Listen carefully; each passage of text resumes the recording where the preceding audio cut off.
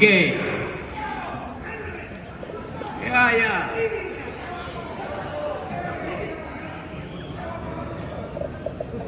Apa soalnya? Enggak. Simpel kok, simpel. Para pemirsa dan para hadirin, simpel kok. Yang kita minta dari Rocky hari ini. Sekeras apa dia bertanya kali ini? Memang kalau saya bertanya sekeras apapun, nggak bisa dijawab oleh Anies. Saya tahu cara berpikirnya. Bagaimana cara berpikirnya? Dan saya tahu isi hatinya. Saya mulai dari situ ya. Demokrasi adalah soal cara berpikir. Ada definisi standar demokrasi adalah pemerintahan dari, oleh, dan untuk rakyat. Nah, itu omong kosong. Demokrasi adalah the government of reason through the government by the people. Pemerintahan akal melalui pemerintahan orang. Demokrasi adalah doing habits of the heart. Datang dari kebiasaan. Saya pakai bahasa Inggris karena dia paham bahasa Inggris.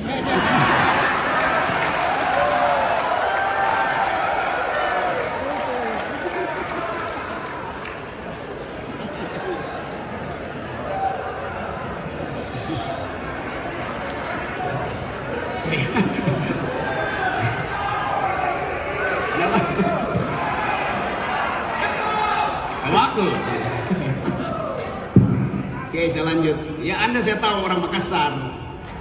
Saya orang Manado. Kita disatukan oleh laut yang sama. Dan kita makan ikan yang sama. Dan ikan itu memang harus dimakan, bukan dihafal nama-namanya.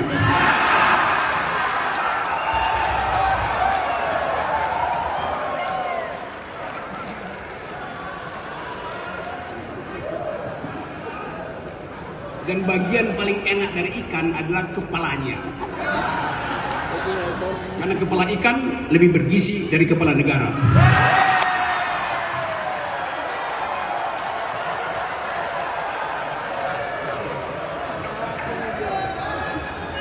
Okay.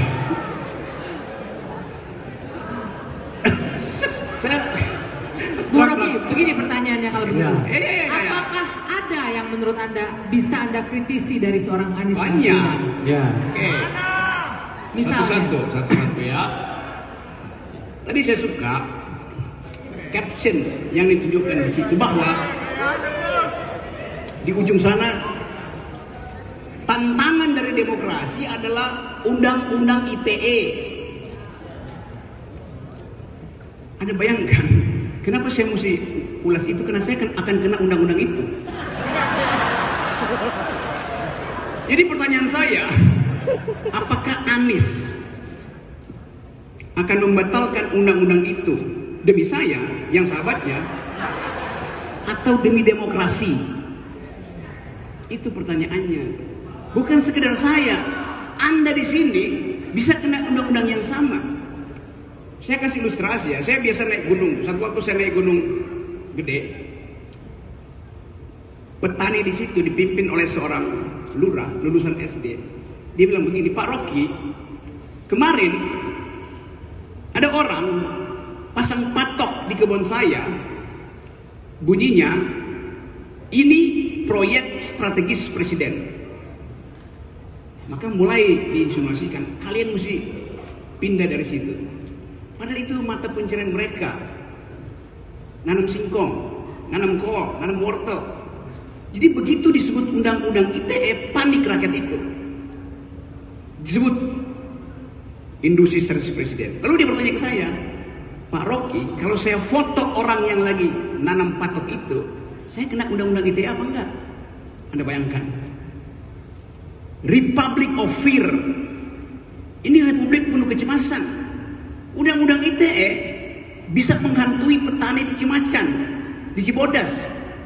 Itu pentingnya kita bicara soal itu. Jadi demokrasi itu adalah jaminan primer tentang kebebasan untuk berpikir. Itu aja. Kebebasan berpikir menghasilkan kebebasan berpendapat. Nggak mungkin ada pikiran tidak diucapkan dengan pendapat. Nah, poin saya adalah kita sekarang dibikin dungu karena nggak mampu mengucapkan pendapat, karena akan dihadang dengan, kalau Rocky Gerung berpendapat mesti sopan dan santun. Saya akan sopan dan santun pada ulama, saya sopan dan santun pada orang tua. Saya nggak mungkin sopan dan santun pada pejabat.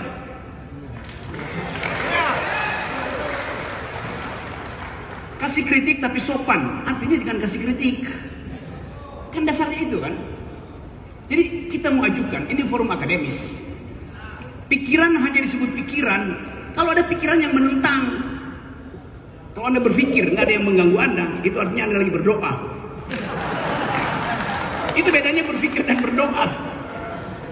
Jadi saya ingin Anies menjawab itu. Apa alasan utama kita harus menghasilkan pikiran, kita harus mengucapkan pendapat, kita harus bertengkar dengan pendapat? Kan kita bertengkar dengan pendapat. Kenapa bertengkar dengan pendapat? Kena pidana. Itu nggak masuk akal. Saya tidak melukai 1 inci kulit seseorang kalau saya ucapkan pendapat.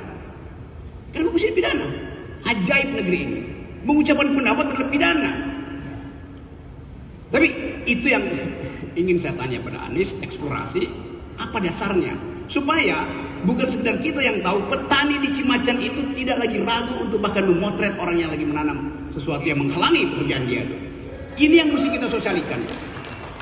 Nah, kita sosialisasikan ini di dalam upaya menghasilkan kembali demokrasi. Tapi hari-hari ini dianggap bahwa demokrasi nggak ada, yang ada dinasti. Padahal sebetulnya juga dinasti nggak ada.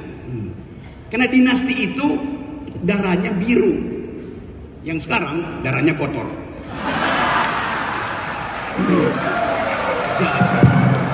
Segitu aja, Bung Rocky, segitu aja untuk Pak Anies. Tajamnya cuma segitu. Jaminan bahwa undang-undang ITE tidak akan lagi mengkhawatirkan. Gini ya, saya mengucapkan itu dengan cara saksama dalam tempo sesingkat-singkatnya, supaya saya bisa provokasi mereka untuk bertanya pada Anies. Pertanyaan ini sebetulnya jauh lebih dalam daripada soal ITE. Oke? Kalau tadi tangkap apa yang Bung Rocky tadi sampaikan, dia tidak bertanya tentang ITE itu Anda akan hapus apa tidak. Kan kalau itu gampang jawabnya, ya itu akan direvisi, ya itu akan dikoreksi. Itu sudah dikatakan berkali-kali. Tapi Bung Rocky tidak tanya itu. Dia tanya mengapa, maka dia melakukannya atas nama rakyat, ya? Atas mandat yang diterima. Rakyat memberikan mandat itu pada negara, lalu negara melakukan langkah. Pada saat negara melakukan langkah itu, maka negara punya sebuah pandangan ini. Bila ruang untuk kebebasan berpikir itu dibuka, maka langkah ini akan memancing pendapat. Pendapat kategorinya pro dan kategorinya kontra. Yang kontra kita sebut sebagai kritik. Apa yang terjadi ketika kritik itu dibuka ruangnya? Maka saya misalnya sebagai penyelenggara negara, ketika mendapatkan kritik, saya harus menyiapkan argumen tambahan atas apa yang saya kerjakan. Saya harus mereview semua alasan kenapa yang dikerjakan. Dan ketika kemudian kritik itu makin tajam, apa yang dikerjakan harus memiliki dasar yang lebih kuat lagi. Dan ketika itu terjadi, maka kritik itulah sebenarnya yang membuat sebuah rencana, sebuah kebijakan makin solid. Kalau ruang itu tidak ada, ruang itu tidak dibuka, apa yang terjadi?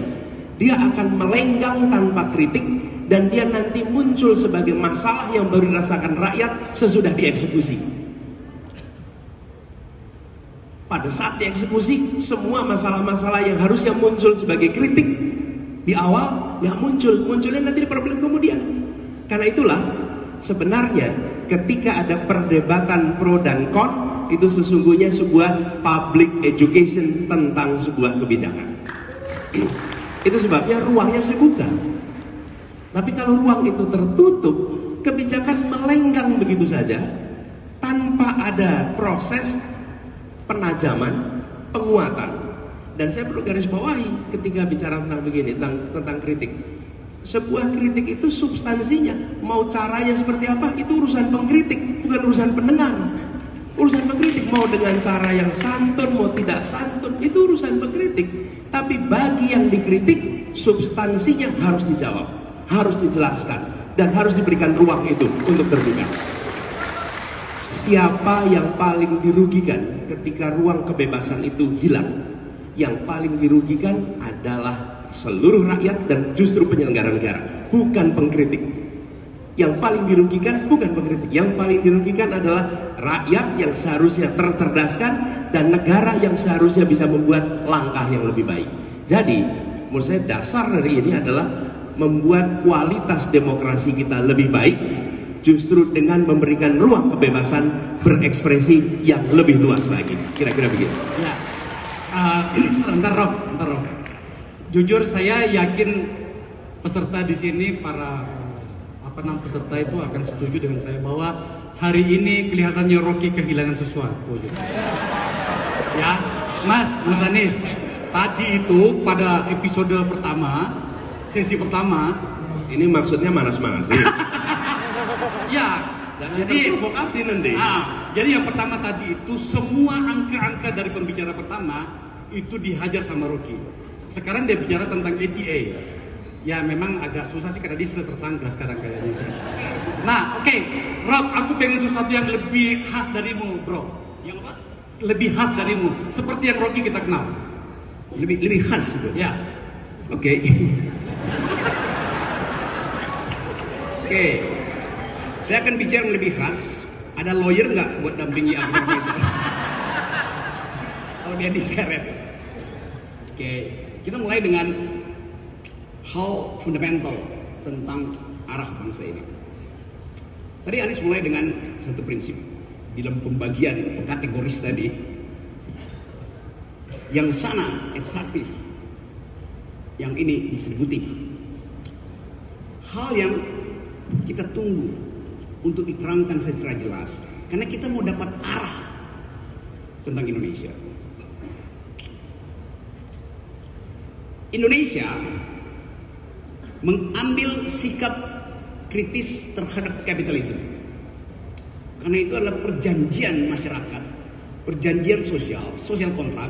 Ketika kita bangun negara ini bukan negara liberal, negara ini bukan negara libertarian, negara ini negara yang basisnya adalah keadilan sosial, bahkan bagi seluruh rakyat Indonesia. Pemerintah mengajukan semua proposal, entah itu dalam bentuk utang luar negeri, investasi asing, entah itu dalam bentuk APBN, dengan mengabaikan prinsip keadilan sosial. Itu yang menerangkan mengapa semua rasio tentang ekonomi memburuk. Itu dasarnya kan. Market ekonomi, ya boleh aja market ekonomi. Karena untuk mengefisienkan pengambilan kebijakan, supply demand dikontrol dengan prinsip market ekonomi. Tapi di era Pak Jokowi, bahkan bukan cuma market ekonomi yang dipraktekkan, tapi market society. Kita ini dianggap sebagai konsumen aja, bukan sebagai citizen. Anda lihat Rempang itu, Jokowi tanya lewat Bahlil, orang Rempang, Anda butuh apa? Pemukiman, rumah, kita kasih. Dengan anggaran yang diukurkan secara kuantitatif, 60 juta, 40 juta, 50 juta. Dijadikan sekedar sebagai konsumen untuk alasan menggusur. Apartemen itu, rumah itu sekedar house, bukan home. Kita perlu home sweet home untuk kebahagiaan, bukan untuk ukuran-ukuran material. Jadi bayangkan Presiden Jokowi tidak paham bahwa dia diminta untuk menghasilkan kebahagiaan dan kemakmuran, bukan gali-gali fondasi untuk bikin infrastruktur, dengan akibat uang yang harusnya tiba di puskesmas dalam bentuk obat, vitamin, yodium, antibiotik bagi ibu-ibu hamil berubah menjadi aspal di jalan tol. Trade-off-nya begitu, itu yang menerangkan sekarang stunting kita itu 25% tuh. 1 dari 4 bayi yang lahir hari ini akan kekurangan gizi. Setiap bayi yang lahir sudah berutang 50 juta untuk kata Sri Mulyani. Setiap malam ada 19 juta orang miskin tidur dengan perut kosong. Bagaimana mungkin